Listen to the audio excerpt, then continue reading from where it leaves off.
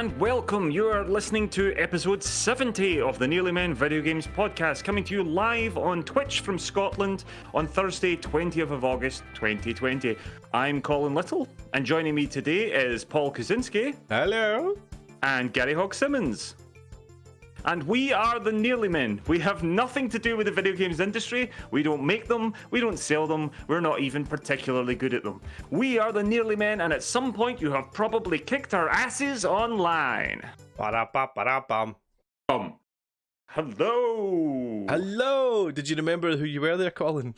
I did. I got a little free there, and Gary left me hanging as well. And, well, do you know that happens a lot with Gary? I've noticed that he'll say one word quite quietly, and his mic doesn't pick him up, so nobody hears you. They're like, I'm just sitting going, "Oh, that's a bit eggy. I'll just continue." I saw the mouth go, but I didn't hear it.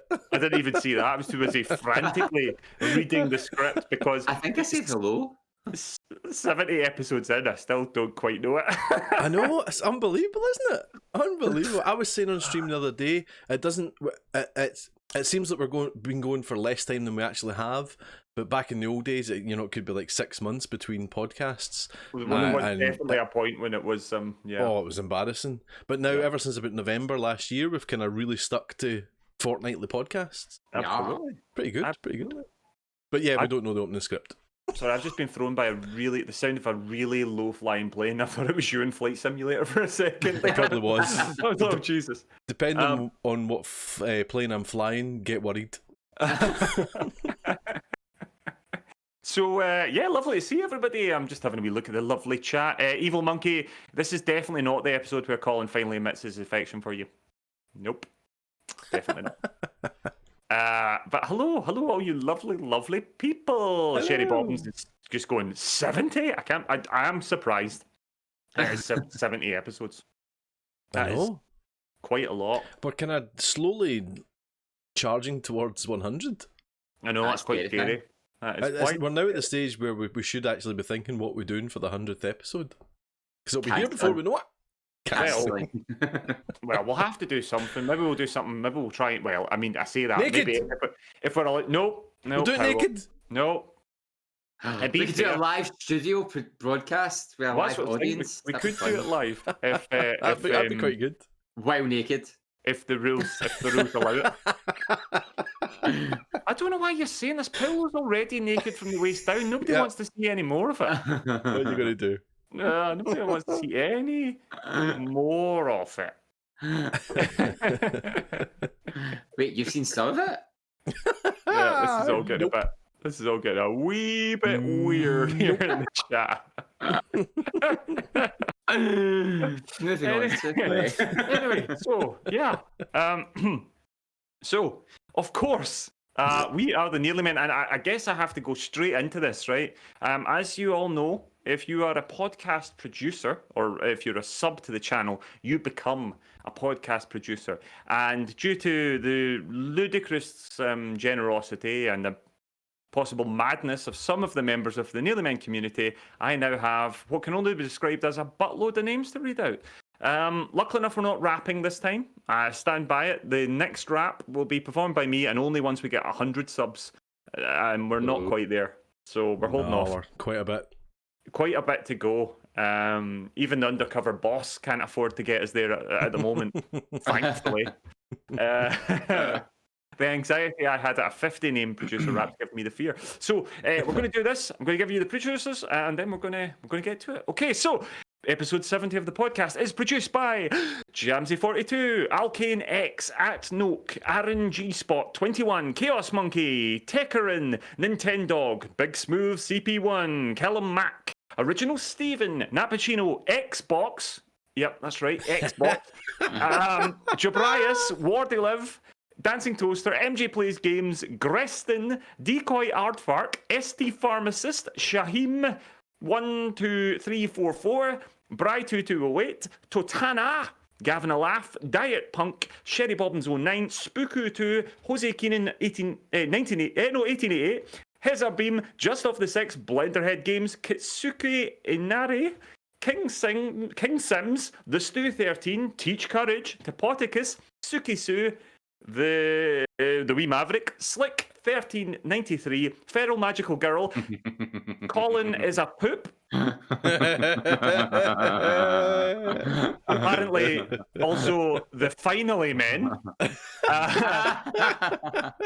Bamf Nurse, because I better not say her whole title, Baby Maker, Graham Bro, TCrew87, Square Go Gamers, Enemy Hugh, Rider Die 2610, Kurian B, Evil Monkey, Hamster Boy, Subtle Sraff, Ben M Plays, Daybreak 1591, Raturian, Endless, Andrew H 183, Ghastly Tales, and Colin Mac. No, Colin Mac. No, it's Colin Mac 42. That's confusing. I call him Colin Mac, so that's confusing. There we go. Well done, Colin. There we Take are. a breath. That was that. Boys, how you getting on? I think we're going to have to change the way we do producers. Yeah. I'm planting a seed. We're not saying we're doing it right now, but I think we're now going to have to rethink how we do the producers. Yeah, I think we will, because that's getting quite the list. Quite the list. But thank you everyone so much for your support. Boys, how are you getting on? I kind of jumped straight in. So how are you? Are you well? Apologise, Colin. Okay, I'm good. Thank you. I threw it out to you there. I'm good. Well, Paul started talking, so I thought he was just going to keep going. I was like, sorry. Yes, I'm well. Thank you very much. Yes, it's very hot still. This seems to be a wee bit of a microwave room, and it just gets hotter and hotter the more people that are in it and the longer people stay in it. But yes, apart from slowly cooking, I'm fine. Were you would insist on fully dressing in a suit? This, like I said before I started, this is 95% of my personality. That's it. It's his charisma suit. And by that, it is his charisma. Gary, Blunderboy, how are you getting on? I'm good, tired. This is the first full week back at work, so it's been a bit of a struggle. Indeed. But we're making it. I haven't had a nap today, which is a record because the past 3 days I've gotten from work and been like, and sleep. But yeah, feeling good, being good. Not played many games though, I must say. I've kind of not been able to get a lot of gaming done, but I have managed to squeeze some in. But working man, baby, you're a working man. I don't want to be a working man. Constantly in the chat, let us know your bets for when Gary falls asleep during the stream. I'm imagining. I mean, we'll not get much past the freebies probably. Anyway. Thank you so much, guys. We really appreciate everybody for your support, for your all your subs, all your cheers, all your follows, and just all the way you spread the word as well. And of course, for all the little comments you give us, all the replies to social media, telling us what you're playing, telling us what you're up to, and all that. If you're not in contact with the Nearly Men regularly, well, you should be. And if you want to know how to do that, well, here's how you do it. Reaching the Nearly Men is easier than ever. Search for the Nearly Men Video Games podcast on iTunes, Spotify, YouTube, or your preferred podcast player. We stream on Twitch. Follow Colin at Colin_NM. Follow Paul at Paul Kaczynski, all one word. Follow Gary at Blunderboy87. And let's get social on Facebook as The Nearly Men, Twitter and Instagram where we are at Nearly Men, or go old school and email us on info@thenearlymen.com. Need all that again? Links are on our website, thenearlymen.com. So what are you waiting for? Yeah, so what are you waiting for? Indeed. Well, can I throw out something? You certainly can. And I keep forgetting to do it every episode. I keep forgetting to do it. There's been a couple of people who have approached me saying this, and I thought it's maybe good to get it out there. And I suppose the podcast is probably the best way to reach as many people that follow us as we can.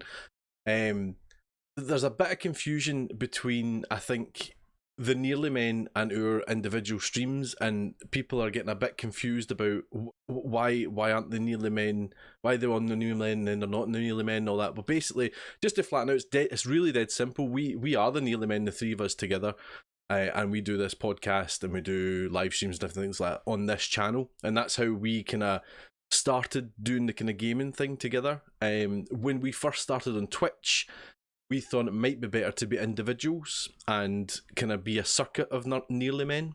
And then it was just before lockdown, we also decided to kind of focus in a bit as well with the Nearly Men content and have its own channel. And to do that, we wanted regular nights, regular streams, because back then we weren't streaming regularly. We were just kind of trying to do it here and there and whenever we could, kind of thing. So the Nearly Men channel, it is us three, and that's what it is. It's going to be, it's a regular night. So Monday night's my night, Wednesday night's Colin nights, Thursdays as many as we can get, and Friday night's Gary's night.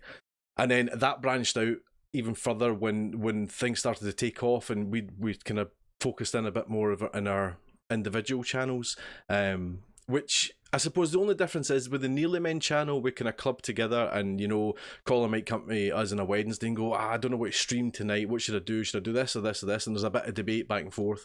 Whereas with our individual streams, it's our streams and we can kind of do what we want.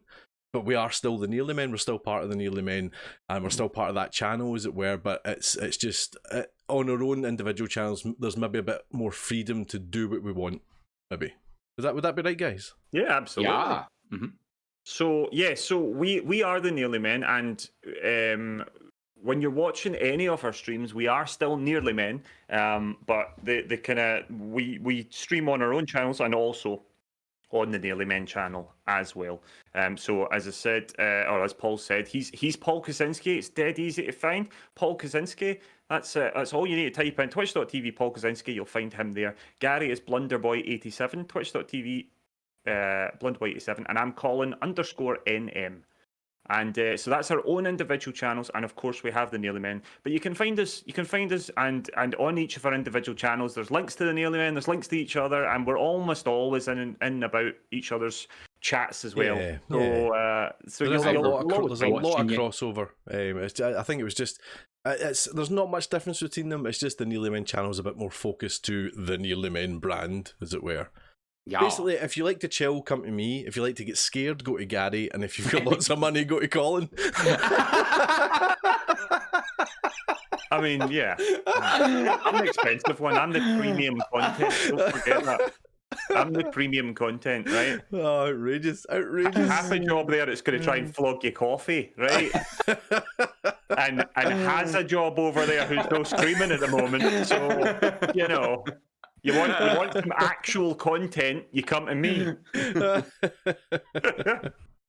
Wouldn't you be jealous, mate? Just because I'm swimming in not a lot of money because Twitch takes it all. But yes, that's more or less how it works. Yeah. Cool. Is there anything else before? Right, we've gone a bit jolly here. Right, shots fired. Yeah, it's just because I'm up the top. You just have a wee look, MJ. Have a wee look at those follower lists, and there's a reason why Paul's punching up the way. But he can't reach me. I'm like, well, there's a deliberate reason I'm first on the screen as you scan your eye across. That's one of the benefits of designing everything. Look at him trying to tower inferno us. Towering inferno us. That's what he's trying to do. Because he knows that any audience only reads like a third of the screen. That's what it is. It's just everyone's sort of like, everyone's neck locks once they get like a third of the way across. Oh, that's Paolo. I don't know who these other guys sees are. Me. All the Western people see me, and then all the Arabic and Chinese people see Gary first, and then you're in the middle. Nobody sees you. Unbelievable. Unbelievable. I think you find I'm centre stage, okay? I'm centre stage. You're actually in the best position. That's where the stars... Because you need the most, I need the most attention. I need the most attention. Paul makes a joke that no one gets. Yeah, absolutely. Because that's they Paul's read... wheelhouse. They read right to left. Western read left to right. Arabic and Asian read right. I got it. We got Thanks, it. Gary. Yeah, it just wasn't funny. It's just pure Hartley didn't get it, but it's fine. I was laughing. Racturian reads from the middle outwards. Racturian's my man. There we go. Racturian's my man. Anyway, hurry up because I'm cooking. I'm losing weight here. Mate, you sidetracked us. Anyway, we've gone from this frivolity, and it's time to go into news now. I have to say, I cannot believe that we're having to do this again, but I'm afraid yet again we are going to be talking about sexual harassment. Now, again, unfortunately, and I don't know why we were surprised by this, it's ludicrous that because these stories keep coming. We have been expressly telling you for ages that we wanted to get some female voices on this. Unfortunately, we haven't got that arranged this week, but I promise you from next week we are going to get some perspectives on this, so it won't just be men on the internet talking about sexism. But bear with me, there's quite a lot of reading here. These are some fairly meaty articles, but I do want to read as much of them as I can. And I'll tell you where you can find the full stuff so you can read the whole thing. Anyway, games firm Rocksteady are accused of inaction over staff harassment, sorry. Signatory of letter to bosses 2 years ago makes it public, alleging sexism continues. This comes from Alex Hearn, who is the UK technology editor, and this was at The Guardian. This was a Guardian article that launched a couple of days ago. More than half of the women employed at the London-based video game developer Rocksteady 2 years ago signed a letter to bosses accusing the studio of failing to prevent sexual harassment and inappropriate behaviour in the office, The Guardian can reveal. The letter, dated November 2018 and signed by 10 of the company's 16 female staff at the time, raised complaints about behaviour including slurs regarding the transgender community, discussing a woman in a derogatory or sexual manner with other colleagues, and sexual harassment in the form of unwanted advances, leering at parts of a woman's body, and inappropriate comments in the office. Since then, it is claimed that the response has amounted to one training seminar, and multiple signatories have left the company owing to the lack of action. One of the letter signatories, who has asked to remain nameless, said she decided to share the letter with The Guardian because she felt that people were still suffering from sexism, harassment, and inappropriate behaviour at Rocksteady. I've somewhat edited the article here, but you can find the full article at The Guardian. She said that the letter was kept private in part due to the company's devotion to secrecy, which is not unusual in the video game sector, and in part because staff members feared that they may be left on bad terms if they left on bad terms, they'd be denied credit on the company's upcoming game, an adaptation of DC Comics' Suicide Squad. Rocksteady acknowledged that it had received complaints about sexual discrimination and harassment, and they said, from day one at Rocksteady Studios, we set out to create a place where people are looked after, a place fundamentally built on respect and inclusion. That was from a spokesperson. They continued, in 2018, we received a letter from some of our female employees expressing concerns that they had at the time, and we immediately took firm measures to address the matters that were raised. Over the subsequent 2 years, we have carefully listened and learned from our employees, working to ensure every person on the team feels supported. In 2020, we are more passionate than ever to continue to develop an inclusive culture, and we are determined to stand up for all of our staff. So that came out in The Guardian a couple of days ago. Following this article, Kim McCaskill, who's a Scottish writer and was the longest-serving writer on the upcoming game Suicide Squad, released a video on her Twitter account where she identifies herself as the writer of the original letter. She goes on to talk about how disappointed she is, how she's no longer at the company, and she thought that things had improved, and clearly they haven't. She formally then requests that Rocksteady do not credit her on the game. So this happened. I became aware of it. In fact, MJ, who's in the chat just now, MJ Plays Games, was retweeted the article and the video. Subsequently, what happened was Rocksteady tweeted an article. Now, this is an article surmising it, and it comes from Game Industry Biz.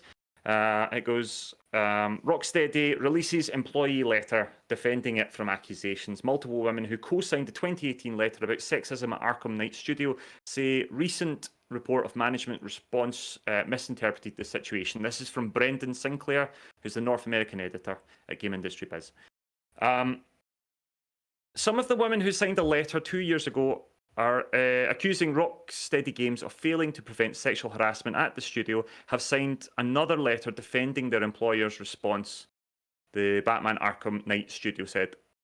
today. The studio released the letter on its Twitter account, saying it was unedited, unsolicited, and signed by 7 of the 8 original signatories on the original letter who still work at Rocksteady. It then says in the article, we feel the anonymous source or sources attempted to speak on behalf of all the women at Rocksteady. We do not feel that the article is a fair representation of us, the events at the time, and since the letter were received. They go on to contradict the original article's assertion that the management virtually ignored the 2018 letter, saying that Rocksteady team leaders had a series of meetings with women there to address the issues, and have since continued working to ensure that we have a voice within our work and within the studio. They also took issue with the original letter being made public at all, saying the signatories had collectively requested that it be kept a private matter years ago. Going back to the letter, it says, this has left us feeling that we have been violated by the source or sources as it was kept private for personal reasons to all involved, not due to industry secrecy, they said. They concluded the letter affirming their support for minority developers in the industry to speak up, create safe working environments, and to have studios take their concerns seriously. The 2018 letter was signed by 10 of the 16 women working at Rocksteady. Yep. So not only did they put this out in a tweet, which seemed a bit dodgy, but also Rocksteady turned off the replies to the tweet. And I'm sorry, I don't know, but it just felt really weird. It felt really weird. The fact that they suddenly came out with and were expressed to say, this is an unsolicited email, this is an unsolicited letter, here it is, and they turned off the replies, just doesn't sit particularly well with me. And I can see people in the chat that aren't really buying it either. What you guys thinking about all this? I don't really know much about this particular instance. I did see the woman put the video out and admitted to writing the letter, or didn't admit, it spoke up about writing the letter. It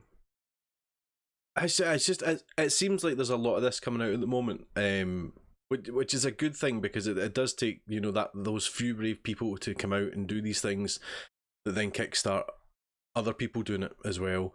I don't know enough about this situation to comment on this particular situation, but the one thing that did jump out at me, you know, is that is it McCaskill? Is that her name? Kim McCaskill. Kim McCaskill, yeah. Was saying it was something like 97% male.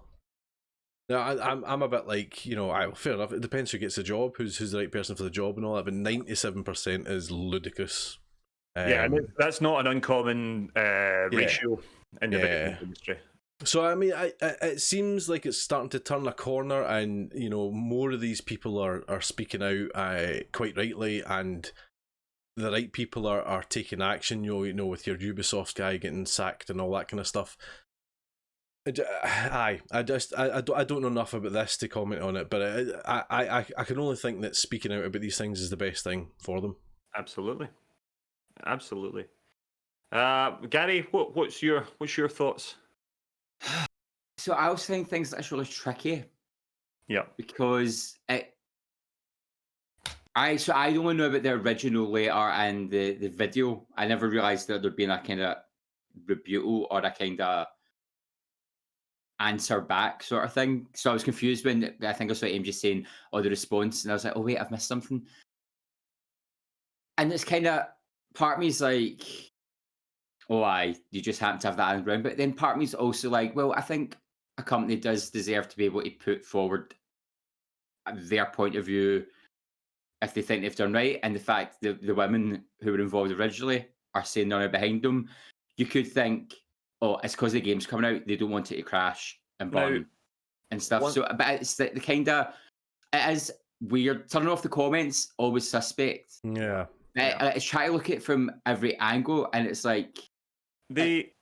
My concern about it is, first of all, on the tweet, you don't see the women's names, which also makes it a bit suspect. Now, if they didn't want their names public in the first place, they probably don't want their names in the public first place, or this time either. But it does look a bit weird that they're talking about being the signatories, but but there's no mention of actual names. It doesn't list these signatories. So You can't ask a victim to out themselves just because you want to know who they were. That's the thing. And if they want to stay, I think that's what people need to realise. If they've said, I didn't want my career to suffer the first time, there's been improvements, and now I'm kind of like, I'm on Rocksteady's side, but I don't want my name being tarnished still. It's very...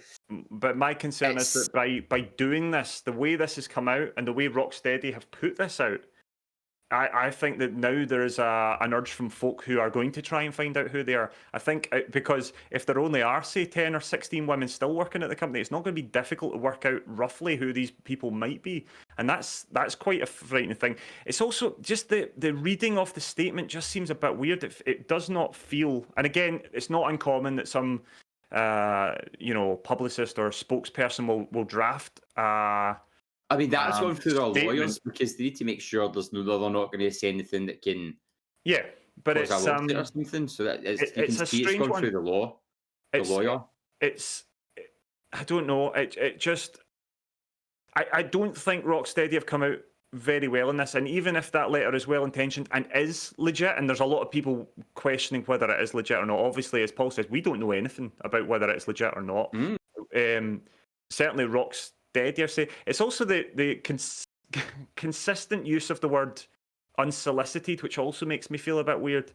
So I don't know. There obviously was a rather serious problem at Rocksteady at some point, and now there's obviously going to be a torch shone on it. And you know what? If it is proved that they have impressed things and things have improved, then that's great. The worrying thing is that this trend seems to be going on and on with more and more companies. And I think there's still going to be loads more to come out, I think what's dangerous as well is the statistic. So this grinds my gears, not for the video game thing, but when people start bringing in statistics of a gender ratio into a work environment, you can't force people to go work in that environment. And I know we're going to get the chat of, but women might get overpassed by a man. Terrible, absolutely. But if you look where I work, there's more female staff than male, and there's more faculty head female staff than male. And when you look at, say, the beauty industry, it's a higher female. It's try to flip it to like the norm where it could be more balanced, but I don't think you're ever going to get a 50% gender balance in a work environment. And then even then, but do we then go into the other under-repressed groups? So do we start looking at, like, I think it gets dangerous when you start using those statistics to try and create or balance an argument. I think that gets really... That's where I get uncomfortable because I don't know enough about it, but I always think it's like people start plotting numbers out, and I'm a bit like, oh, but is that what it means? And I think that gets really wishy-washy. To be honest, in this situation, I think the reference of how many female staff compared to the men there points out exactly how potentially vulnerable women would have been in that office, and the sort of with a lack of people to support them, to keep an eye on things, to shut that sort of behaviour down. If you're outnumbered 10-1 in an office, it's going to be. So I think that's why people are telling the amount of staff in comparison. It's also quite alarming that there were 16 women working at the office at the time, and 10 of them signed that letter. That is quite a that's like, I don't know, that's like about 70% of the staff had been. And Kim McCaskill says that 2 of the women were HR staff, and let's be honest, the chances of people sexually harassing the HR department are probably less likely. So because obviously you'll get caught. So therefore that makes it an even worse statistic, because if you discount those 2 people of these people's potential victims, then it's an even more damning statistic. So it's unbelievable, and I desperately want to believe that Rocksteady have made an improvement, but I'm not sure, and I don't think the Guardian would have been running a story like this if there wasn't some smoke, because I don't think a 2-year-old story is quite enough. So it's a tricky one, and it feels like every single episode we're having to talk about this, and I don't feel that any of us really have experienced. Obviously, I mean, I've certainly not experienced sexual harassment. So it's a tricky one. But all I want to say is I believe these women. I also kind of want to believe that article, but the way Rocksteady have framed it is the letter. It's just, I don't know. It just gave me a bit of a weird feeling. It just seemed a bit PR speak. And I think there was better ways for Rocksteady to handle it than to put out that thing at that precise moment. But as you said, if these women genuinely wanted to protect their company, then also they should have a right. It's a minefield. It really is. It's got parallels with the Black Lives Matter movement as well, in that, you know, the whole big push was that, you know, I don't understand, but I want to understand. I'll never understand, but I want to understand why I don't understand, and all that kind of stuff. And it's got a real sense of that as well, that for guys don't think like women think, and don't have to think like women think. You know, the one that always comes into my mind is a woman walking on her own down the street. You know, she's already thinking about 3 different things about, does she need to cross the road and blah blah, all that kind of stuff. Now, that, don't get me wrong, I think that as well. When I walk down the street, I go, oh god, like there's a bunch of guys, and do I need to cross the street and all that? But there's just so many other things that don't even cross a male's mind that would for a female. And in that environment where there is 97% male, even if they're big lefties like us, who are very arty and free loving and all that, a pack starts to form, and it does become that kind of, not lads, but it becomes wolf like, in that there's women and there's guys. Yeah. But that's the thing, you know, I wasn't always this sort of aware of things like this. I mean, I sort of am embarrassed about some of the behaviour of myself and my pals when we were in school and all that. Of course, This is behaviour that you can learn to understand and appreciate, and as you mature. But if things like this go unchecked in the workplace, and if there's not somebody to stop people and say this isn't cool, then nobody's ever going to do it. And by the sound of things, at least from Kim's allegations, Kim McCaskill's allegations, is that they got like one seminar. One seminar's not enough to get rid of something that sounds like it was pervasive and ingrained. And this is not just a Rocksteady problem. This is clearly a problem that's been present at Ubisoft. There's been allegations of behaviour in the games media industry. Of course, we are all actors, and we all have at times worked in the theatre industry. It's not in any way devoid of this stuff. This is something, and to be honest, it needs to be called out. So I'm glad it's being brought out. I hope that Rocksteady, I mean, certainly we know for a fact that if Rocksteady weren't taking it seriously beforehand, and if they didn't take it seriously between 2018 and now, you can be damn sure they're going to be taking it serious now, because people are going to hold them accountable for this. And I don't think that whether or not the letter is true or not, and even if those women have since their working environment has improved and they're feeling safe and happy there's still a number of women who don't work for the company anymore, and now there's Kim not wanting to even be accredited with a job on a game that she served as the longest running scriptwriter on. So, you know, even if it's only it's only 1 or 2 women now that are that bothered about it, that's still not enough. That's still too many. That's surely if you're a company now, not just games industry, but you know, we're a games podcast, so let's keep it there. Surely if you're a company, I mean, ever since the Ubisoft stuff started, surely you're cleaning your cupboards and you're going, right, what did we do?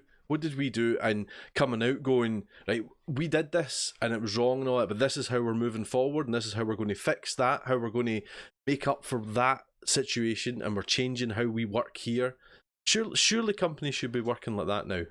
Well, but surely, I mean, possibly you would think that, but the Ubisoft thing only really broke a couple of. But the Ubisoft had years of dealing with this. There had been complaints about them for months and years and years. This was 2018. People need to get their stuff together. The companies need to, and by the sound of things, it's an ingrained thing. We've had the same issue on Twitch.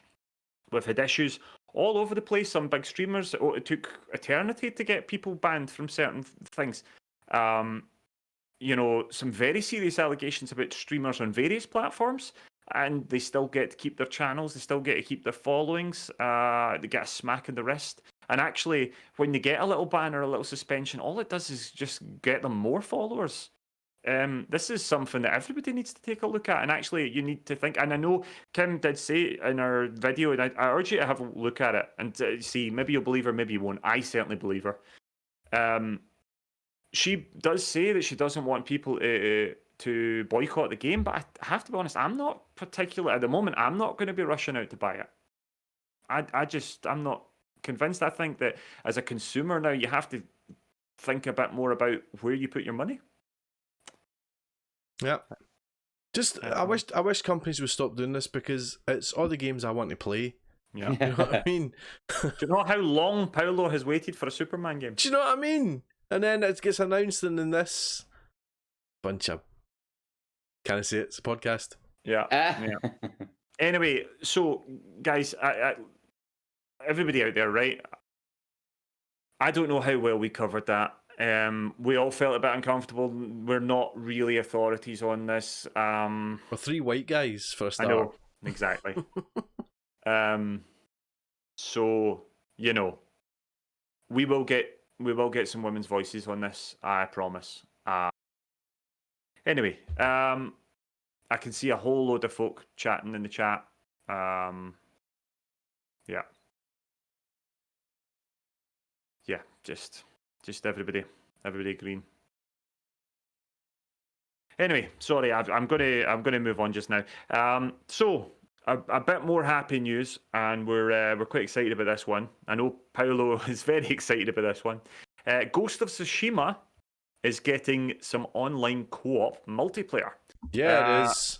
This was dropped by Sucker Punch, by Darren Bridges, who's the senior game designer at Sucker Punch, and it was on the PlayStation blog. Today, I am very excited to reveal Ghost of Tsushima Legends, a new online cooperative multiplayer mode that will come as a free download for Ghost of Tsushima owners on PS4 later this year. Legends is an entirely new experience. It's a separate mode that doesn't follow Jin, but instead focuses on 4 warriors who have been built up as legends in stories told by the people of Tsushima. Ghost of Tsushima's single-player campaign focuses on an open world and exploring the natural beauty of the island, but Legends is haunting and fantastical, with locations and enemies inspired by Japanese folktales and mythology, and an emphasis on cooperative combat and action. We designed Legends to be an exclusively cooperative gameplay experience. You'll be able to partner up with friends or via online matchmaking, and play Legends in groups of 2 to 4 players. Each player can choose one of 4 different character classes: the Samurai, the Hunter, Ronin, or Assassin. With 2 players in Ghost of Tsushima Legends, you'll be able to play a series of co-op story missions that escalate in difficulty, building on the foundation of combat from the single-player campaign, but with a new magical twists, and that often require careful synchronization with your partner. With 4 players, you'll be able to take on the wave-based survival missions, fighting groups of the toughest enemies Tsushima has to offer, including new Oni enemies with supernatural abilities.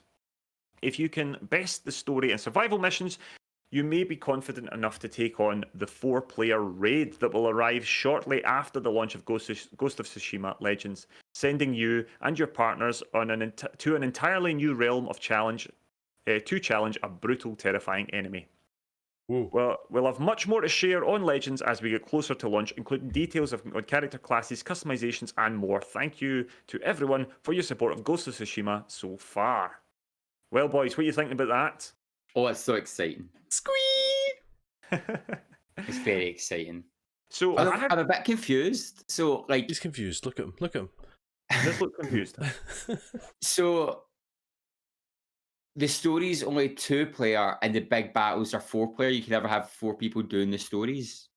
No, it sounds like from what I see, no. the story-based stuff's a 2-player thing, but 4 players can play sort of wave-based survival stuff and all that sort of stuff. So there's a couple of ways you can play it. You can play the story mission as 2 players and play through that, or you can get together with 4 people and do the wave-based and various other sort of 4-player missions. They won't be quite as story-heavy. And then there's also the raid. Which is really cool. That is brand new information. I didn't see that bit about the raid. Oh, So it's so good. So good. Cool. Like, I love Japanese folklore and legends and stuff, and I was like, I love in the main game where they kind of hear bits of legends and like they talk about the legends. And I'm like, oh, I wish that was in it more. And then when this is announced, I was like, oh, I wonder if they'll actually do something. And I've seen the video. I'm like, oh my gosh, yes, yes, Onemi. I hadn't seen the video when you started talking about that the other day, Gary, when you were saying I hope it's a bit more fantastical and lore-y. And it certainly gives that sense, doesn't it? Oh, it's fantastic. It looks like a Nicholas Winding Refn film. Good show. Yeah. Although hopefully it's infinitely more interesting than Only God Forgives, because wasn't that such a letdown? Oh, it was dreadful. Sherry Bobbins walked out halfway through and I stuck to the end and was furious with myself. So, yeah. It was so disappointing that I've never ever seen, what was the follow-up? So good, you don't remember its name. I don't remember the name. The one about the model. Oh, the one like in the rainy sort of like Hong Kong streets. I never watched that either. Yeah, I don't know. It'll come to me and I'll shout it out. I was so cross. The Neon Demon. That's the one, yeah, Demon. I never watched that. Yeah, me neither. And I love Anyway, we're distracted now. Yeah, so Gary, you're loving Ghost of Tsushima, aren't you? I'm quite surprised. You're not a big open world person, and you've really fallen for this game. Do you know, it's open world, but it's not that open. Like, it's not that big. Like, when you look at the map, you go, that island is huge, and then you're like, oh wait, I can run there. So I've just been loving it. I finished the first act. It's split into 3 acts. That's not a spoiler. And you know, the story just does things to you, and you're like, oh what? Oh my goodness. And I'm looking forward to moving on to Act 2. But it's been fantastic. Now that I've got the combat down and I'm like really leveled up loads, I'm just like, I'm so unstoppable. And I'm running into battles and smacking people. I feel like a god. I'm like, wah, wah, wah, like hitting things. And it's great. I love it. It's been so good. Yeah, I can't wait to play more. There's something gloriously satisfying about the combat. Yes. Something so... one of my friends, friend of the podcast, Kazim, described it as Moorish, and I thought that was a really good description of it. Very Moorish. I kind of sometimes get to the point where I finish a fight, I'm like, oh no, I want to kill more people. It's just getting into it. I was like, oh, it's just getting into the combat again. And I'm like, oh. the way of the samurai. Finally clicked with me the other day. I've been not sure. I found some of the buttons a wee bit back to front and all that, and I was just like, it just doesn't quite feel right. And it finally clicked for me the other day, and I literally just sliced a majestic blood art through a whole bunch of guys, and I was like, yes. That's so satisfying. Do you know what I love doing? The bamboo. I've yet to fail in the bamboo. Not a fan of that. I love it. I'm not a fan. I can't. I just don't. There's just not enough time for all those buttons. Funnily enough, clipping a clip for later on when it's one of your games, I landed on you trying to do the bamboo calling. I thought, I better not use that. Oh, you should have. I love it. I'm so good at them. I'm like, yes! It's like a rhythm game. I'm like, whoa, button bashing. It's like a rhythm game that you have to do in like a millisecond. It's got to be great. fast. I love it. And I get disappointed when I don't find more. I'm like, give me some bamboo. It's the counting. I can't do the counting. I always lose count. What are you counting? The amount of times I press the X button. Switch. Just this say is the it. way, Colin. X, where L1 triangle X. No, I literally didn't have enough time. There was one where I had to press 4 X buttons in between 2 L1s and something else. It's insane. Baby version? That's like the first one. No, it's Get not. good. Get good. I don't need to get good at it. I didn't come to play a rhythm game, mate. I'm not here to play Dance Mat 2000, right? I'm here to kill people. You don't have to press the X button that many times when you're killing somebody. It's such a beautiful game. I can't wait for this co-op stuff because that was my only playing the game. I thought my only wish is that I could do more with it after I've done it. And here it comes. 2 days later, here it is. Hooray! So we're very excited about that. We are There will be no cosplay for the multiplayer stream of that. No, that will be a bit. That'll be a bit expensive. Anyway, moving on. It is time for some.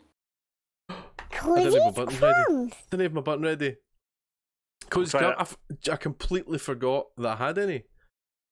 Where are we? Right, so EA has rebranded EA Access and Origin Access as EA Play, just to confuse you. So I'm wondering if they're heading more towards a kind of Game Pass type situation. No, it'll just be loot boxes. It'll just be a loot box upon loot box. So I'm quite kind of half excited, and then my mind goes, but remember it's EA. So I'm kind of dubiously tiptoeing towards this, but it looks like it's now kind of blurring the line between console and PC, by putting them in the same bracket, essentially a bit like Game Pass. So there might be things on EA Play that you can do on PC but can't on console, and vice versa. I just wonder if it will be as good as Game Pass in that you will have things like, Rogue Squadrons. Will that come on day one? I doubt it. But you never know. Yeah. You never know. I think they'd need to up the price, because I think we got it for £20 for the year, I think, on PS4. And I don't think £20 a year is going to cut it to bring in brand new games. No. No. I mean, yeah. So we'll see. We'll see what it is when it comes out. So they're calling it EA Play, just to confuse you. That's what they used to call their show at the showcases. So now it's EA Play Live is the show. Right. They're branding in, but just confusing you. Another crumb for you. You know I always talk about this, right? This is insane. Isn't it just? Grand Theft Auto 5 during lockdown. So what would that be, essentially from March to July, maybe? Yeah. They'd class that as March to July. Mm-hmm. July. Grand Theft Auto 5 in that period, so this year, sold 400,000 copies. It's insane. Does that include all the free ones? Well, that's what I was wondering. Surely that, because if it doesn't, they also gave it away free on the Epic Store and broke the internet. So they did. But even still, 400,000 people. Who played that game by now? Who hasn't got this game? And you're going to get it free on PlayStation in a couple of months as well. Right. And I already have 2 copies of it. I think I've got 3. I know, I well, got you the PS3, PS4, then I bought it digitally the PS4. What? Why? Because I gave my disc copy to someone else. And I don't remember who. So I just bought it again when it was in sale. Scrooge McDuck strikes again. I've got a little bit more money than I thought this month. Let's buy a game for the second time, shall we? I think Who should we spend our money? Rockstar. They need some money. No, it was an offer, and I think that's how I had all that money in the online game, because I bought one of those packs, like, with all the money in it, and I was like, nah, may as well. Oh my days. So yes, so 400,000 copies in lockdown alone. Jeez. Although I hadn't clicked with me that the Epic Store, I don't know if that's counted in that. I don't know. Surely it does say it's sold. I know. Well, if it's sold, yeah. So I don't know. I don't know is the honest answer. And also the Epic Store crapped out really quickly. I don't think even 400 copies managed to get through before it went down. Yeah. Anyway, that was your Cozy's Crumbs for the day. There we go. That's how it works. Okay. So we're going to move on to freebies. As always, we start on the Xbox side of town. Your games with gold. I will never forgive Xbox for the way they do these, by the way, the dates, right? So from the 1st of August to the 31st of August, not long left, you can get Portal Knights. It's a survival game. It's Xbox One. From the survival RPG, from the 16th of August to the 31st, not long. This is a classic for the original Xbox. It's backwards compatible. Red Faction 2. That's a good game. From the 16th of August to the 15th of September, you can get Override Mech City, which is a brawler fighting game. That's also for Xbox One. What we think of them? Yeah. On PS Plus, not an awful long time to go on this. For August, the month of August, you can get Modern Warfare 2. I think it's just the campaign, the remastered version. That's for PS4, and also the game everyone's been playing, everyone's been talking about. It's Fall Guys. You can get that for free. PS Plus. You've not got long. If you haven't got it, be sure to get it. It's a lot of fun, and we've had a lot of laughs with it. Yeah. Low laughs. So yeah, that's your freebies. Right, Beautiful, Colin. boys. What have we been playing? Do you know what's nice? Since we started streaming quite regularly, I know, Gary, you're kind of rejigging what you're doing and all that jazz, but over the summer you were on quite a lot. It's lovely because we used to get to this point of the script when we were doing it and we'd go, do you know what? I've hardly played anything because I've been doing this, I've been doing this, and you were trying to struggle to get one. But because we're streaming, we've always got something to play. I really like that. That makes me happy. I actually had to discount some and not include them because I've been playing too many games. Exactly. I can't be talking about them. Doesn't make the cut. Yep. The channel's making us do our job. Oh my goodness. No, don't make me do stuff. So we were sent some codes. We were sent some copies of the wonderful Ghost of Tsushima by the lovely folks at Sony, and we've all been playing it. We were talking about it a little bit. Gary is in love with the game. I was a bit of a slow burner on it. It's really starting just to get click. battered. It's really starting to click with me now. Oh, it's another video of me getting killed. Here we go. The video clip is obviously clipped before you clicked with the combat. Before I got rid.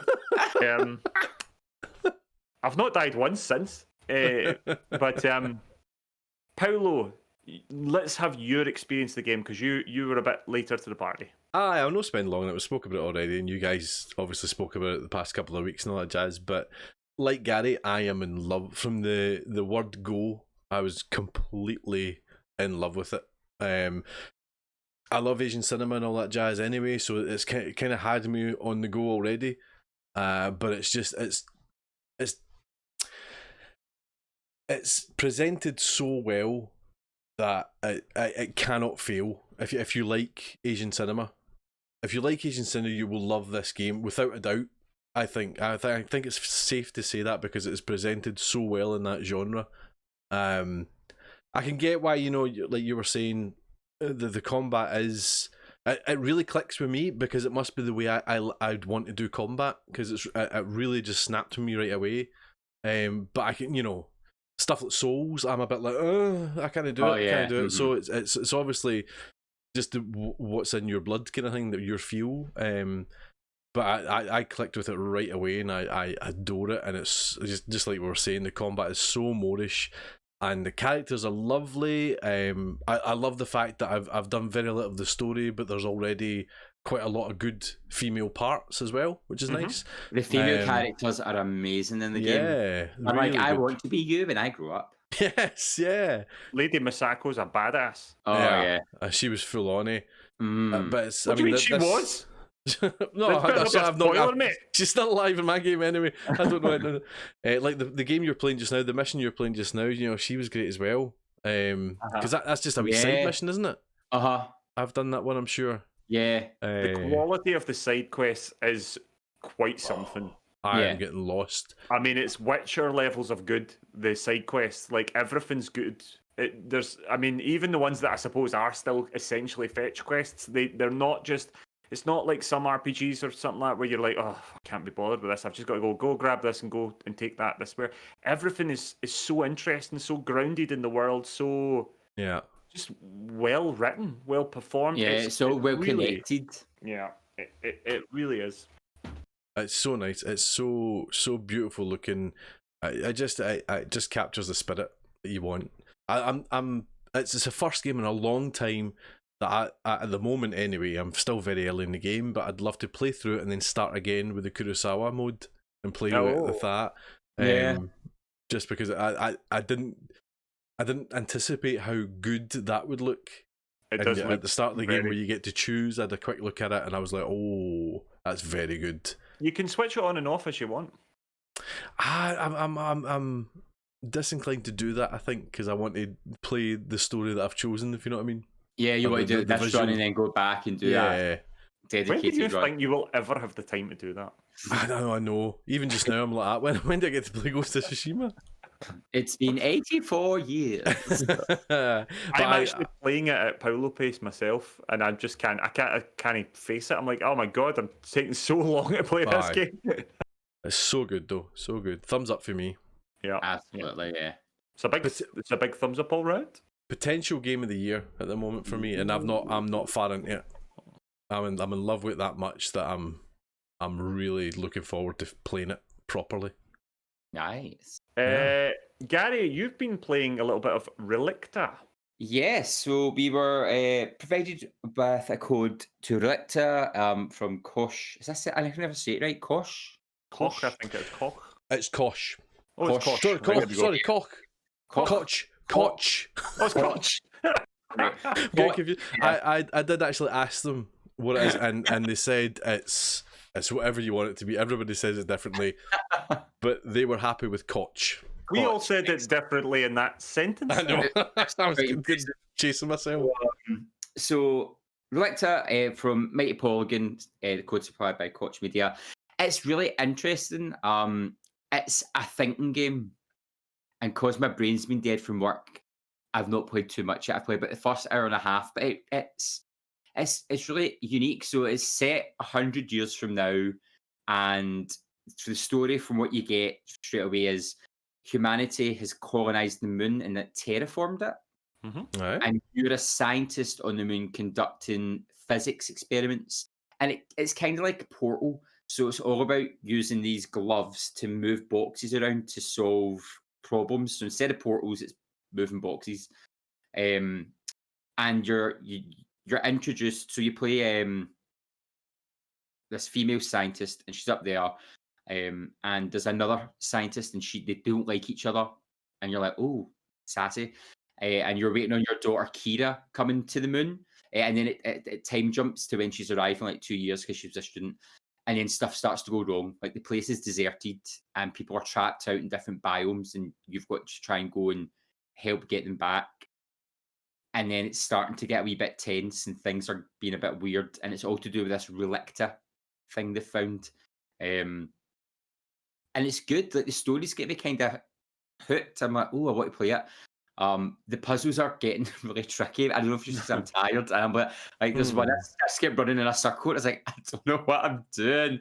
And then I figured it out because with your gloves, it's not as simple as just like zooming something like Magneto. It's got positive and negative charges. So you need to positively charge one and then make the other one positively bounce off each other. So Right, yeah. When it says it's physics based, it's like proper physics based. Nice. And then you can make them levitate and jump on them and ride them around, which is kind of fun as well. So it's nice. I feel like the script writing's a wee bit hammy Right, and okay. a wee bit forced. Like from the way she holds herself and talks, she then starts dropping F-bombs, and you're like, whoa, what? All right, And okay. then she's talking to her daughter, and her daughter's like, F-bomb, F-bomb, F-bomb. And then the other female scientist is like, aggressively angsty, A-bomb. And I'm like, oh. And I don't know why it caught me off guard. I don't know if it's because they were scientists. I didn't think they should speak like that. But it was really odd. I think the same about teachers, mate. It's all right.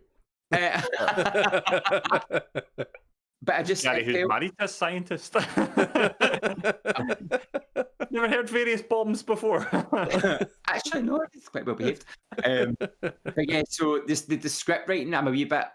Ooh, was that really the character from what I know say that? But clearly she does. It's nice. You can run around the environments and find collectibles. And yeah, I'm looking forward to playing more. So I'm gonna I'm going to ignore Elder Scrolls tomorrow night, and I'm going to stream Relicta so we can go on the journey together. Because it does, I feel like I need to devote more time to it because I've enjoyed it. I'm thinking, oh, it sounds good. I do think I feel like Portal. I feel like story-based games that don't have combat, because so far there's been no combat, and I can't quite see how there might be combat.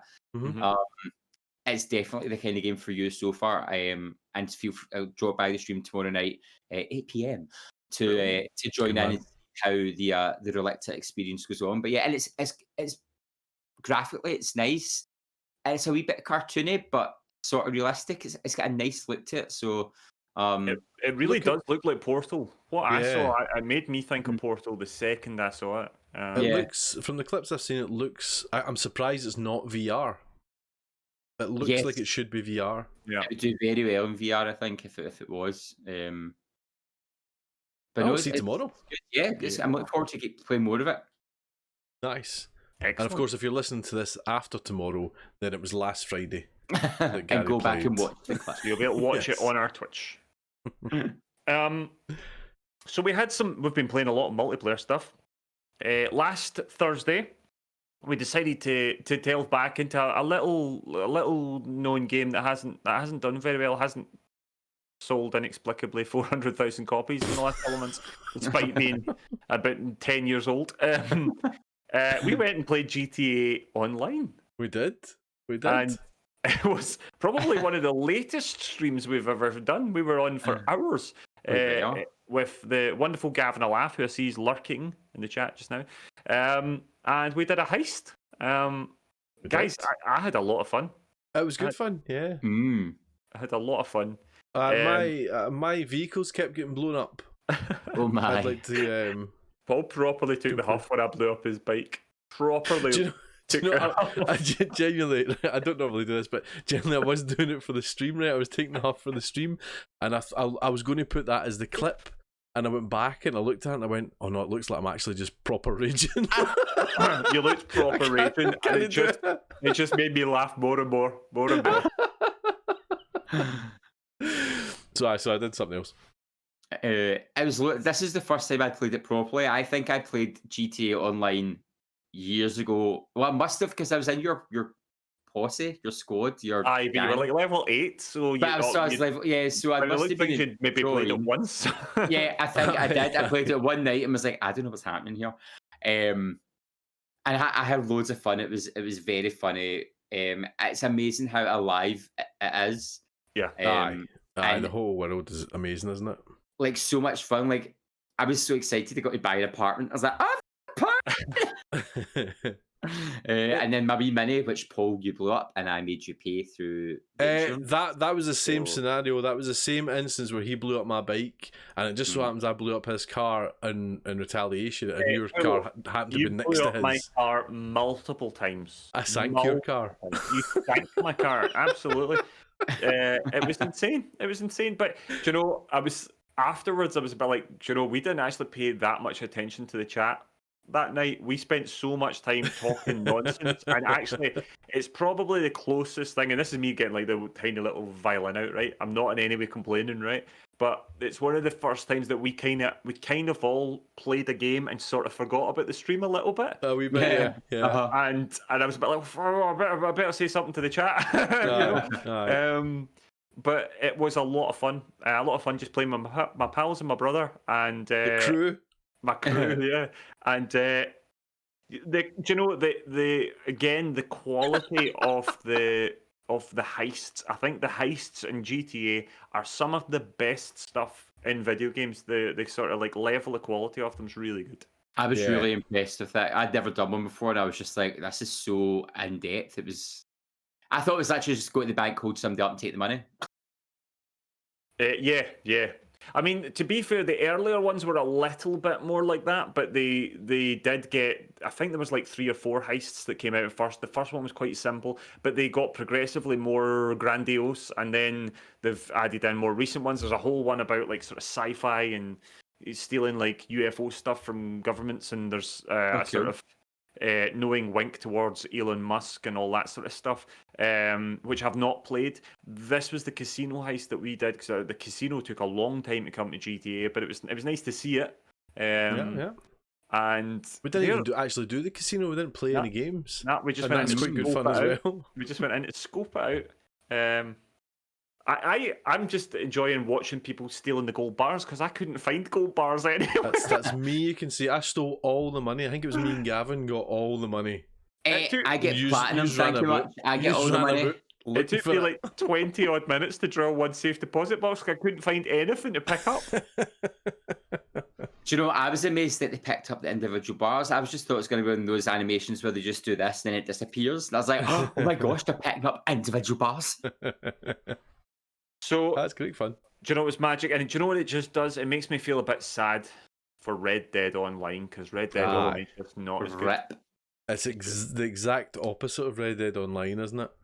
It's good. There's too much to do in Grand Theft Auto Online, and I know it's been going longer and all that, but it's always been like that. It's always been packed with stuff to do, and Red Dead is just got nothing.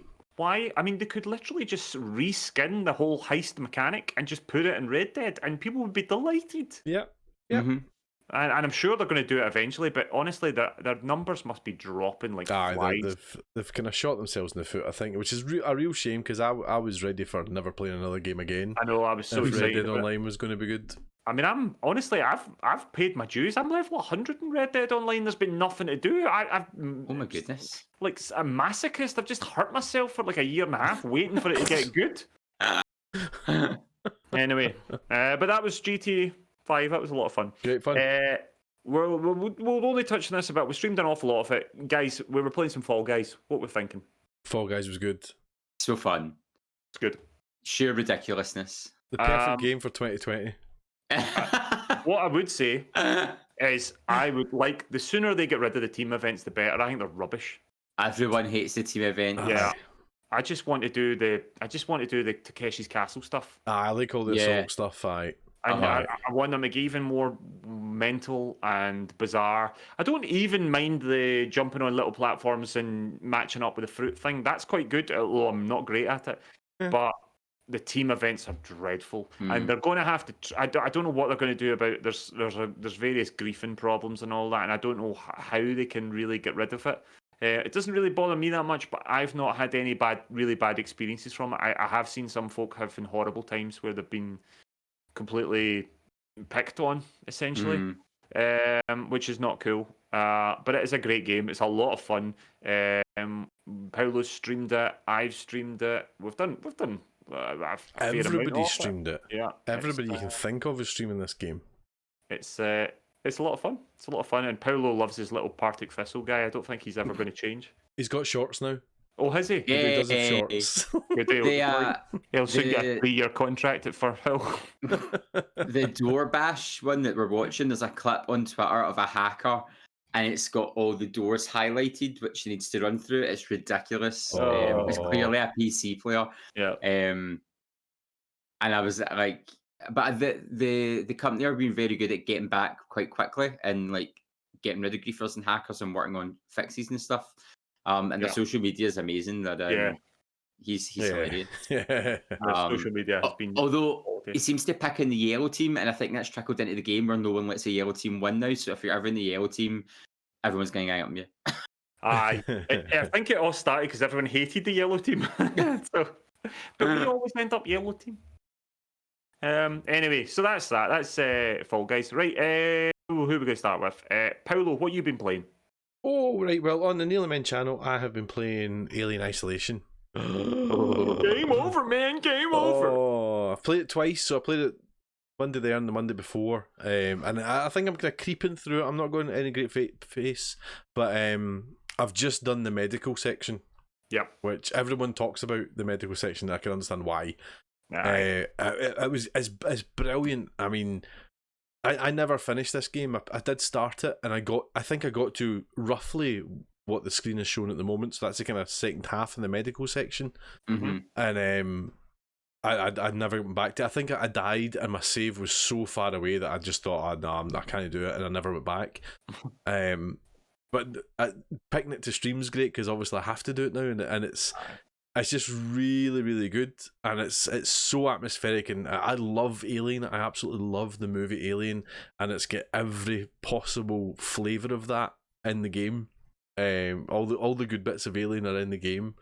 It's superb, really superb and terrifying.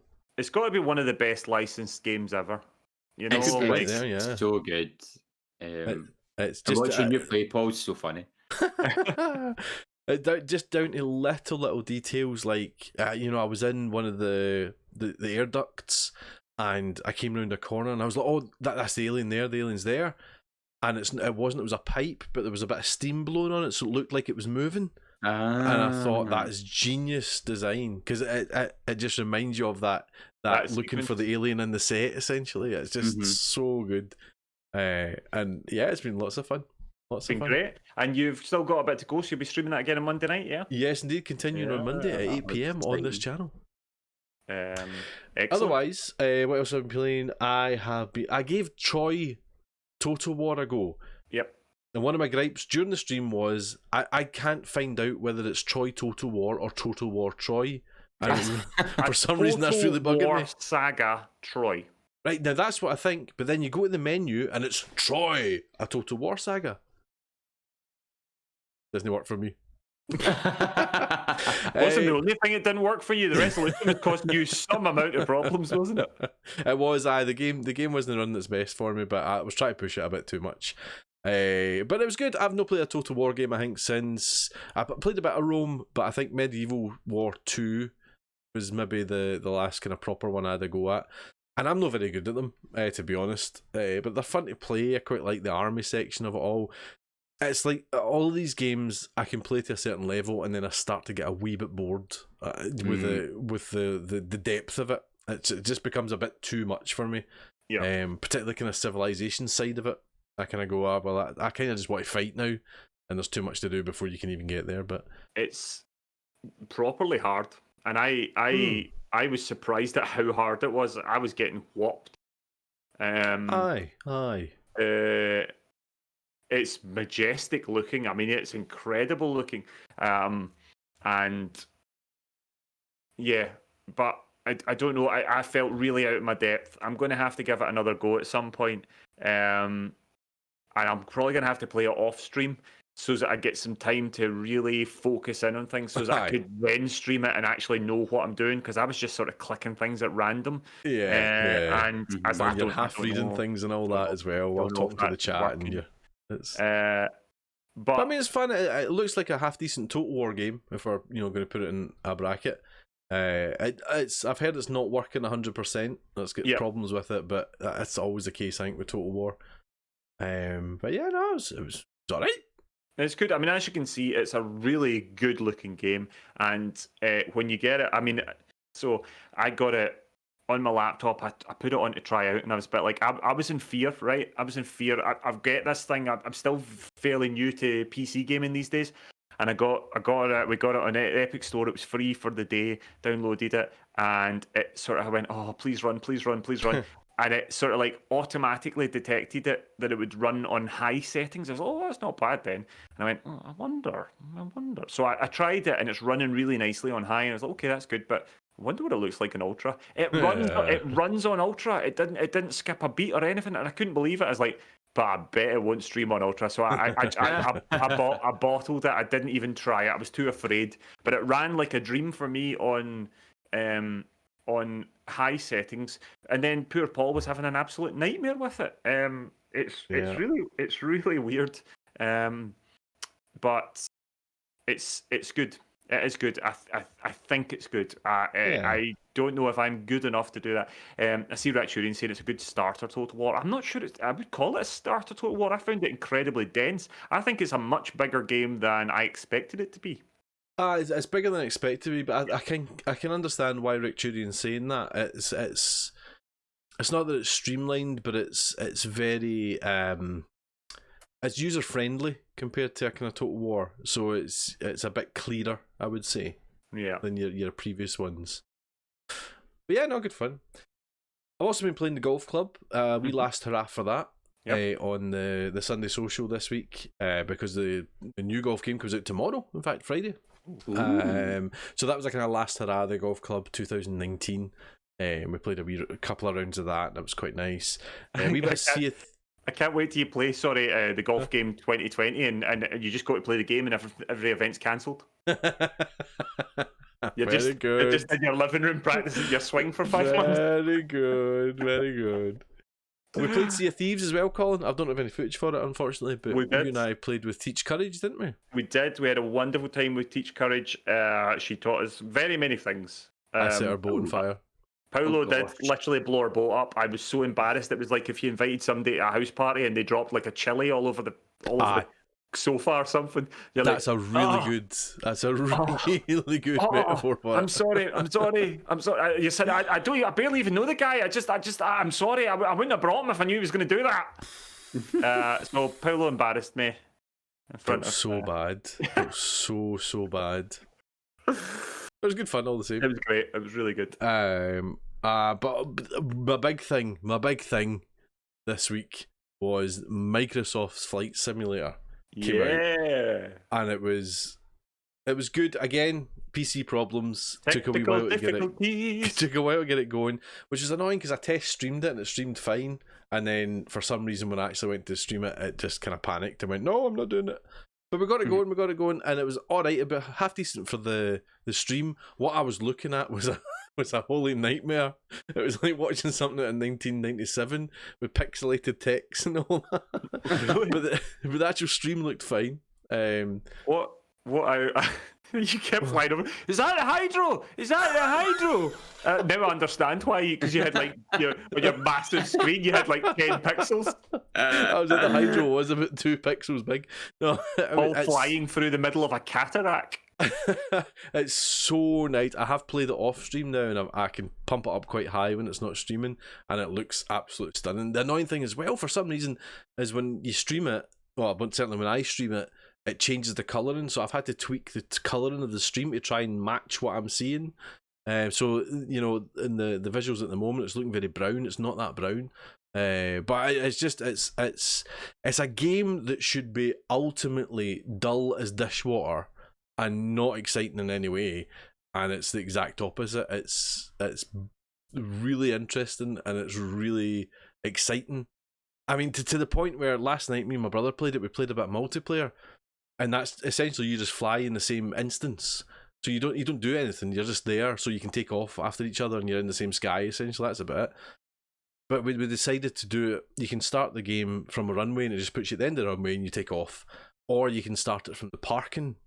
And in the parking, you essentially start up your plane, and I mean that sounds horrendously dull, but it's really interesting. You know, going through a checklist and tweaking them. It's because I've gone the Asperger's scale, but still, it's just so nice to kind of tweak and push knobs, as it were, madam, all that kind of stuff. And you know, to go from a cold plane to starting up and taxiing to a runway that you've been told to go to, and then taking off from that runway and flying to another airport and landing on that airport in a runway that's been told to you, and you have to figure out which runway it is and all that. It's just it's so interesting, and I'm super stoked for my Sunday social where I'm going to fly places where people have been talking in the Discord. I'm looking You're forward such to a it. nerd. I know. It's so nerdy.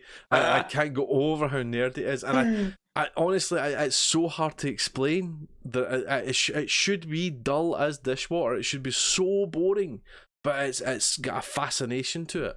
All I want to know is, can you see the planes when they explode? No, they don't explode. Rubbish. They kind of bounce. That is not. Like, so that is if- not a realistic flight simulator. If you're flying and you crash, it just kind of goes black. What's As the it fun would, in I that? suppose. Quite realistic. But the plane just kind of. Not that realistic. I mean, when have you ever had a third-person view of a plane as you were flying in it? See, that's another thing as well. I didn't think I'd like that. I thought I'd always want to be in the cockpit, but there's something really nice about that because you get to see a lot more below you and all that. But then you think once you do that, you'll never want to go in the cockpit again. But you do want to go in the cockpit because you want to fly it like a plane. It's mental. Paolo, stop saying cockpit. That's enough of that. I'm very glad, Paolo, that you managed to get the game running before we, Claire, brought you a massive raid of people. Indeed. And The you gem that she completely was. shut down. I was quite worried for Paolo. The pressure was on as he was trying to fly it's under the Erskine Bridge without causing a a And the terrorist clip that you're atrocity. watching just now is 30 seconds before I got raided, and I did break down. I couldn't keep up. It was great. So thank you, wee Claire, for that, and the wee squad. Some of who are following the Nearly Men are all there. Gary, what have you been playing? So, last Friday on my Nearly Men slot, I started Elder Scrolls Oblivion, which was my first ever Elder Scrolls game. So it has a really dear place to my heart. And then when I booted it up, I was like, this is so different from Skyrim. So different. I was like, how are they even in the same family? It just feels so weird. But I don't know. I don't know if I prefer. I think I might prefer the way it plays to Skyrim, and I don't know why. I couldn't put my finger on it. It's also the first time playing an Elder Scrolls game with a keyboard, so my fingers are still doing that thing where they don't know what they're doing. And it was really dark for me. Everyone was saying on the stream it was fine, but at this point I was sitting going, I don't know what I'm looking at. I was like, I can see. There's one point a guy ran out to me, and I got a fright and freaked out, and the camera's going everywhere, and I was like, ah! But I killed him. It was fine. Right at a video game. I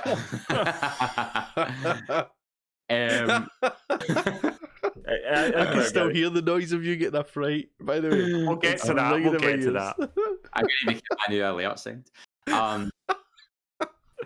I tried to be fancy and do some modding, graphics mods and stuff, and then I broke it, so I had to not do that. So we're just going vanilla Oblivion, but it's glorious. It was just so nice going back into that world and hearing Captain Picard be the king, who dies really quickly. Right. Spoiler for a 20-year-old game.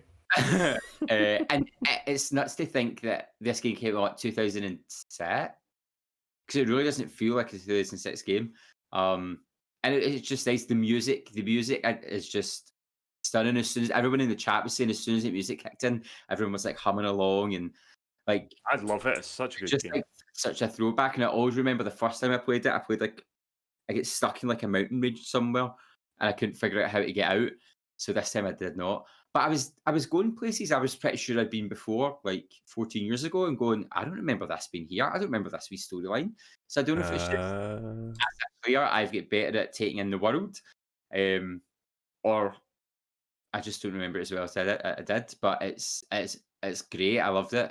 It's been so much fun. I think the story's really good compared to Skyrim. Skyrim's story was okay, but I was saying the end of Skyrim, I was like, is that it? I didn't think I'd actually finished it, and I had to Google it, and then it was like, oh no, that is the end, before all the DLC came out. Whereas Oblivion has a definite ending with a big finale, which as I remember, it was pretty epic. But no, it's been great. I'm looking forward to playing more of it and doing the DLC and stuff, like the Shivering Isles DLC, where you go and meet the God of Madness, which is just a fantastic. That's you sorted for your Nearly Men streams for months to come. Forever and ever. Apart from tomorrow, where we're playing Relicta. Yes, indeed. But yeah, we're back to Oblivion after that. And besides that, all I've really been playing is Dead by Daylight. I'm hooked in Dead by Daylight just now, if you excuse the pun. They just introduced console and PC crossplay, which is great because people in the consoles aren't that good. There's a killer. I'm just whacking everybody. I used to get really worried about playing killer because I was scared I wouldn't give people a good game. But over this week, I've gone from rank 20 to rank 12, which I don't like because now people expect me to be good at it. But there's just a real enjoyment in it. And I definitely think it's because they've introduced the challenges. So you're going into a match saying, I really want to try and do something instead of just go repair a generator and stuff. They've made it more fun, I'd say. And the crossplay is great because there's no loading times, really. So you're getting matches really quickly. Brilliant. They've just released the player test build for the new killer, which is cool. So what they do is when the new killer's coming out in Survivor, they open up the beta and anyone can join it on PC, and you go in and you test it and you give feedback. And the new killer is like a ping pong ball. His attack is he charges forward really fast, but he can't attack until he bounces off a wall, and then you spin and charge and whack the survivors, and it's chaotic looking. And is that actually what the killer's going to be? Yeah, he's called the Blight. He's fueled by the poison of the flowers in the fog. Wow. But I was watching it. I've not played the player test build because it kind of I don't want to spoil it for myself. But I was watching some streamers, and it's terrifying when this thing comes charging out the fog at them. Like everyone's like, oh! Like because he's so fast, and then you don't know where he's going. See, because he can't hit you, because he's got to run by you, bounce off the wall, and then come at a different angle, and he can ricochet a few times, and you're just like, I don't know what's happening. It looks like a very difficult killer to like get used to. Yeah. But I think like there was someone who'd been playing for 7 hours, and in the 7 hours, he'd almost like mastered it at a beginner level, and he was just pulling off mad tricks. It was great. The killer's not actually released for like 3 weeks, and they're going to do work on them and tweak them and changes. But it's there's so much life in it still. And the crossplay is just going to get even more life. So I've just been enjoying my time with that and get murdering folk. It's fun. Great. Excellent. Well, I've been playing loads of stuff, but there's only a few I'm going to talk about. First of all, I was gifted a copy of Commandos 2, the HD remaster by the lovely Evil Monkey, who's in the chat. Gifted me a copy on Steam, which was very generous of him. I played some of that the other day. Don't have any footage of it yet because I was not playing it very well. We'll need to give it another go. Lovely blast from the past, a game that I really liked. It's a bit buggy. We had a few problems. That seems to be a known issue with the game. They're apparently trying to fix it. It's a strange remaster because they've made the game look really nice. It's been remastered graphically, but they've kept all the old-fashioned controls, and it feels very difficult to play. It's exactly as it was, and I guess back in the day you were a bit more, you just did whatever you were told with PC games, but now we're a bit more aware of how games should control, or at least how we feel they should control, and as a result it takes a lot. There's also a strange difference between the left click and the right click, and it seems to be quite inconsistent about what those clicks do. So it's really weird. But I'm really lovely to go back into it. I will be trying it again. That game is so hard. But lovely to play it again. Thank you to Evil Monkey for that. All right. That's the one. Speaking of, what an array of terrible accents in the game. Oh my goodness. Speaking of Evil Monkey, I see him chatting in the chat about this. We had a little game announced, released today. It's on Game Pass. It's released today. Battletoads, the new Battletoads. I played a little bit of it today. It's a remake of the sort of 90s classic. Well, I say a remake. It's a sort of reboot, I guess. Think sort of Streets of Rage meets the sort of Ninja Turtles with a kind of wicked sense of humour. It is hilarious. It's quite tough. Hilarious, gorgeous looking, and I really, really enjoyed it.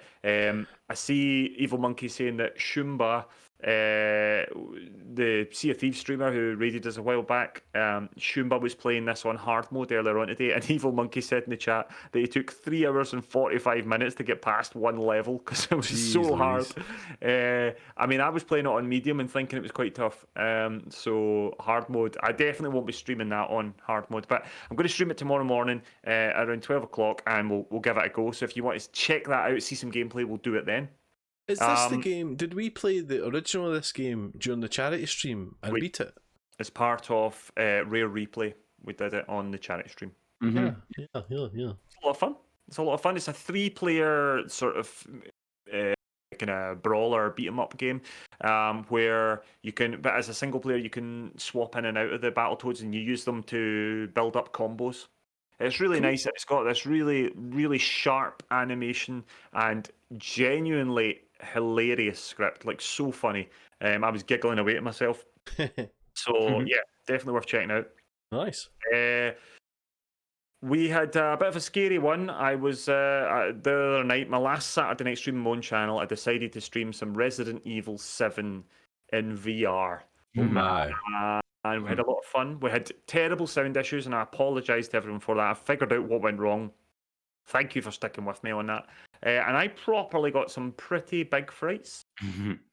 I've just queued up if we could just stay quiet just for Colin's fright. We'll hear what kind of frights he was getting. If we just listen.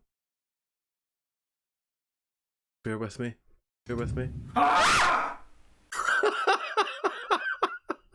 No, you guys won't hear that. The other two won't hear that. But let's just hear it again. So this is when the kind of, is it the mother of the family appears just in front of you. Yeah. And what I've never noticed about the clip's in the Discord, by the way, jump on and have a look. It's worth it for Sherry Bobbin's reaction as well.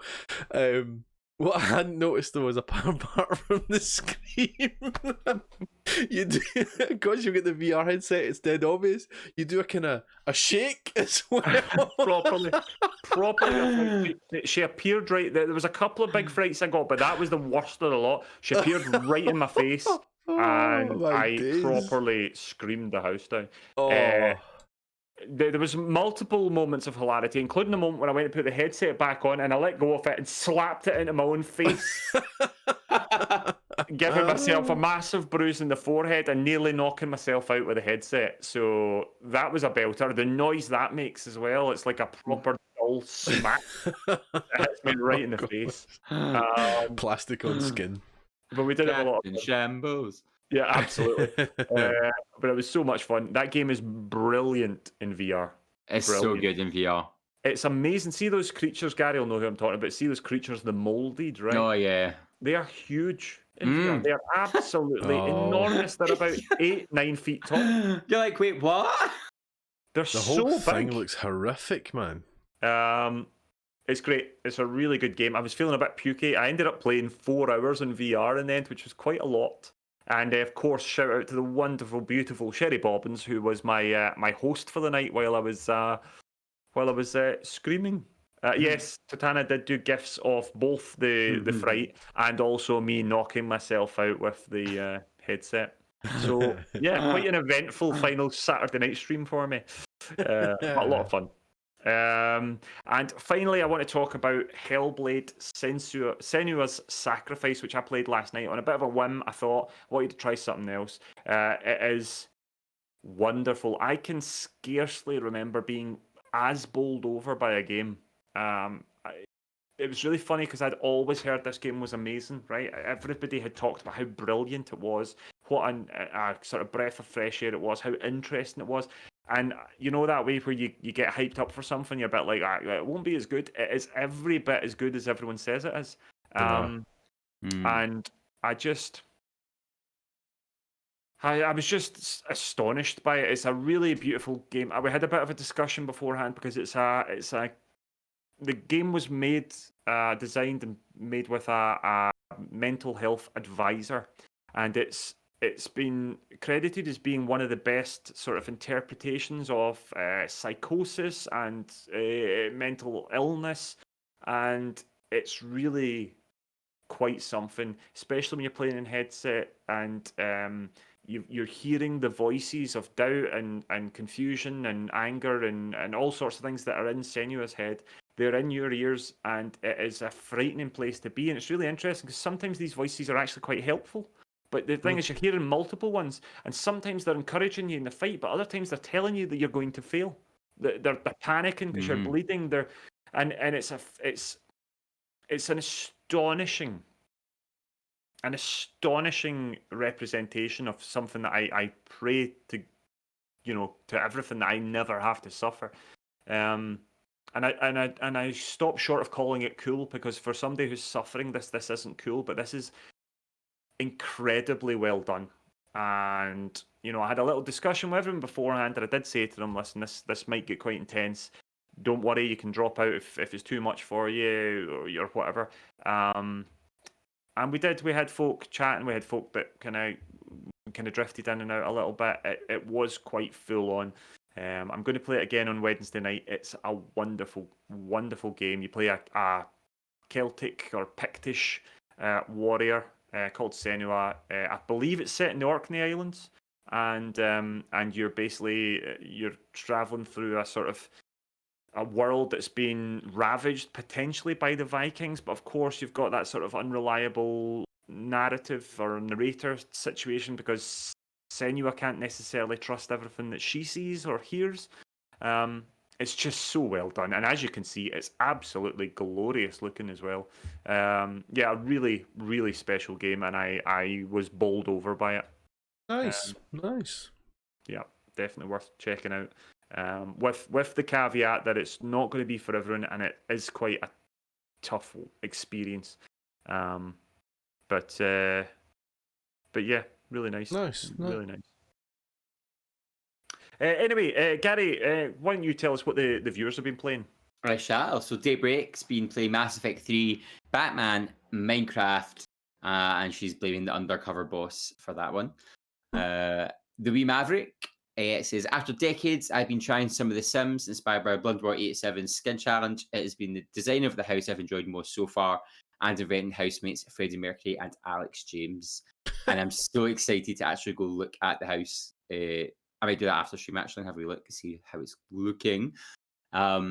Racturian has been playing Star Wars The Old Republic, Hearts of Iron 4, Minecraft, and finally some GTA 5. Maybe Racturian was one of the 400,000 who bought it. Maybe. I did see in the chat that Racturian's got 3 copies of the game, so quite possibly. Yeah. MJ Plays Games has been playing Neo 2 still. Just downloaded Mortal Shells and can't wait to play it. Also pretty much committed to never buying another Rocksteady game until they get this business sorted out. James42 says, I completed Ghost of Tsushima, loved it, and I'm excited about the multiplayer. Had to go on the Avengers beta, it was okay. Played Fall Guys and NBA 2K20, just downloaded Dead by Daylight. Oh, welcome to the fog. Ramsey's feeling brave. I know, welcome to the fog. Original Steven one, he's been playing the new challenges in Dead by Daylight and some Dark Souls 3. Also downloaded Mortal Shell, new Souls style game. Not played much yet, but it's got a great setting and gameplay so far. And Sherry Bobbins 09 has been playing the Game of Life, which sucks. You think that's bad? I think that's bad. She's married to me. I think it's even worse. But then thingy, Mortal Shell seems quite popular, especially those into the Dark Souls franchise.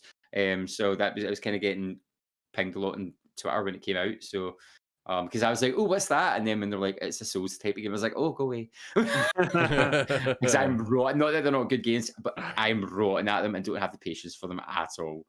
So that's not a me game. Well, thank you so much, everybody, for getting in touch and letting us know what you're playing. It's lovely to hear everyone is playing. If you out there, would like to let us know how to play, what you're playing, then here's how you do it. We'd love to hear from you. Find us on Facebook as The Nearly Men, Twitter and Instagram, where we are at Nearly Men, or email info@thenearlymen.com. You come back. All right, so we've got some new releases. We're gonna fire through these. So yeah, as Paolo already said, tomorrow PGA Tour 2K21 is out. It's out on everything basically. It's on PC, it's on PS4, it's on Xbox One, it's on Switch, and it's on Stadia. That's out tomorrow. Who's she? I'm not even kidding now. I'm just laughing at him. No Straight Roads. That's out on the 25th. I think that'll be, is that Monday? That might be Monday. That's, PC, PS4, Xbox One, and Switch. Also on the 25th, we've got Pixel Ripped 1989. That's for PSVR. Nice to see there's still some PSVR games coming out. New World's coming out on the 25th as well for PC by Amazon Games.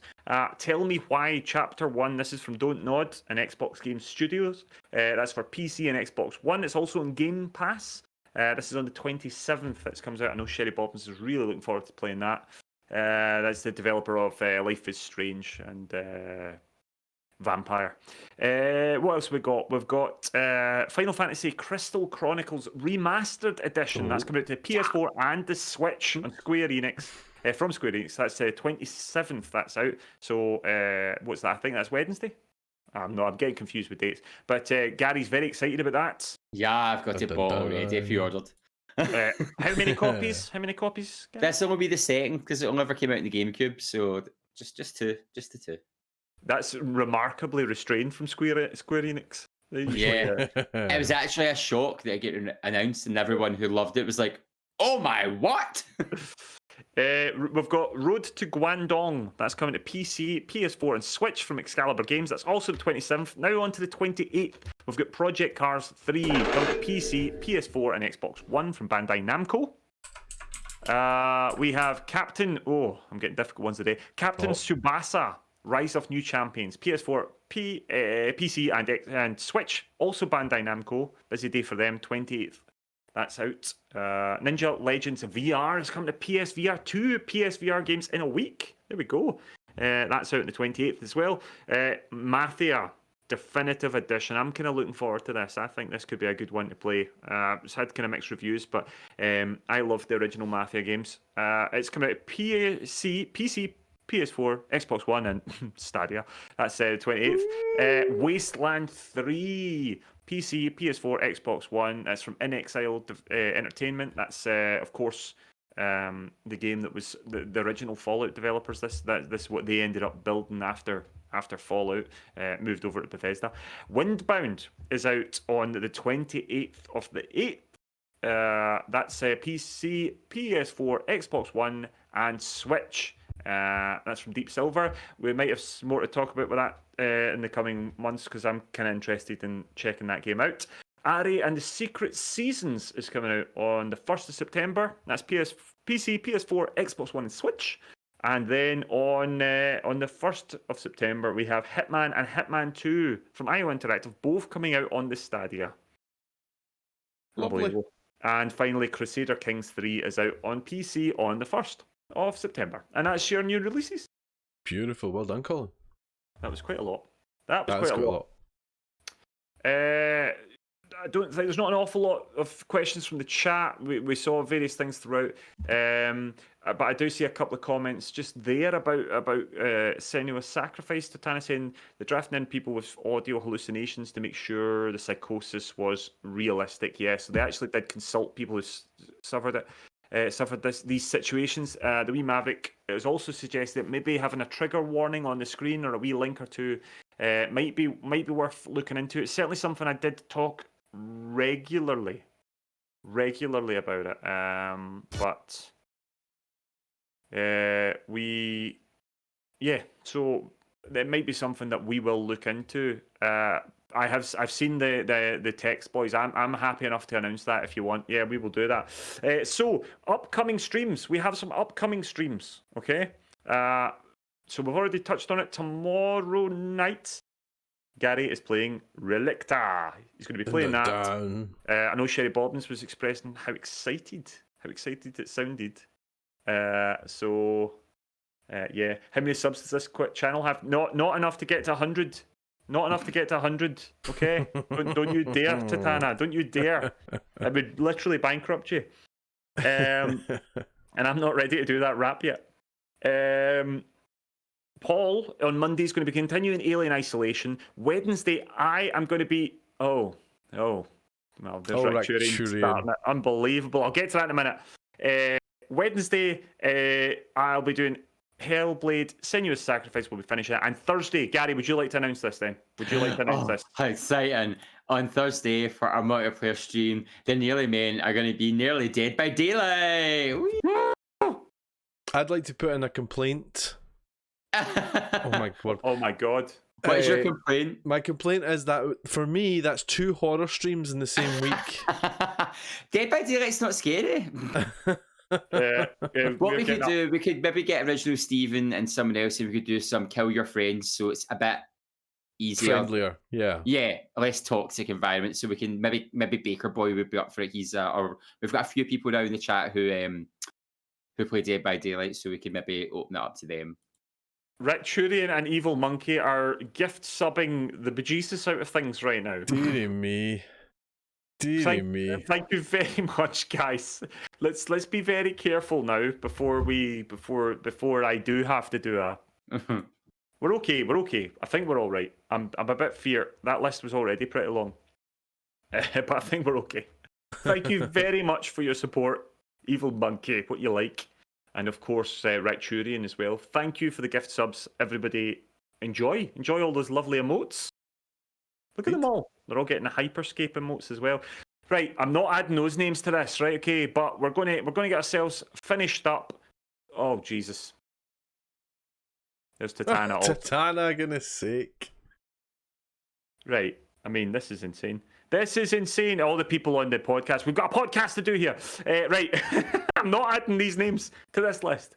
But this podcast was produced by Jamsy42, Alkane X, @Noke, RNG Spot 21, Chaos Monkey, Tekkerin, Nintendog, Big Smooth CP, Callum Mac, Original Steven, Nappuccino, Xbox, Jabrias, Wardiliv, Dancing Toaster, NG Plays Games, Greston, Decoy Artfarks, ST Pharmacist, Shaheem 12344, Bry2208, Tatana, Gavin Alaf, Diet Punk, Sherry Bobbins 09, Spooku2, Jose Keenan 1888, Here's a Boom, just off the 6, Blenderhead Games, Kitsuki Inara, King Sims, The Stu 13, Teach Courage, Topoticus, Sukisu, The Wee Maverick, Slick 1393, Feral Magical Girl, Colin is a Poop, Finally Men, Bamf Nurse, Baby Maker, Graham Bro, Ticro87, Square Go Gamers, Enemy Hugh, Ride or Die 2610, Curian B, Evil Monkey, Hamster Boy, Subtle Sraff, Ben M Plays, Daybreak 1591, Raturian, Enthless, Andrew WH13, Andrew H, sorry, not WH, Ghastly Tales, and Colin Mac 42. Unbelievable, Jeff. Unbelievable. Right. Okay, so that was that. I'm now getting express details in the chat. I should have dealt with that after the podcast. Well, it's too late, Paolo. It's too late. It's too late. Everyone heard that. Thank you, everybody. Evil Monkey's just gifted a sub to PlayStation Sucks. Good. Right. Good. Good. Oh my Right. days, right. Boys, is there anything else to cover while this is all going absolutely mental in the chat? Not for me. Anything from you, Gary? Nah. Okay, well, don't forget, check out tomorrow night on the Nearly Men channel. Gary will be playing Relicta. We're going to check that out. And of course, next Thursday, we'll all be playing some Dead by Daylight, which I know Gary is really looking forward to. Sorry, it's all gone mental. Anyway, Gary, say goodbye. Goodbye. Paolo, say goodbye. Goodbye. And it's a bye-bye from me. Thanks for listening.